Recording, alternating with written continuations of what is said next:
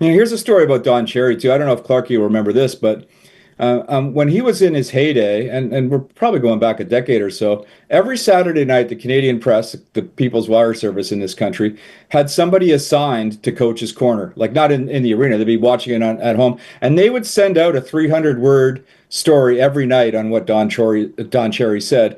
And the reason they had somebody assigned to it was just in case he said something that was going to be outrageous or really fired up the fan base. But to the larger point, it was because people really wanted to hear what he had to say. The outrageous, the better, but they wanted to hear what he had to say. And I don't think there's really anybody in Canadian hockey broadcasting now that sort of fits that bill. No. I think Jeff O'Neill has the potential to be that way over at TSN. He's the closest one. He's the closest one. Yeah. It's and it's too bad because it makes for a blandness, and you nailed it, Ryan. The passion is missing. Yeah, and let's talk a little bit more about Don. 91 years old now, and just did his last podcast. I listen to the podcast. I'll be frank with you. I listen to it every week. 15 minutes with.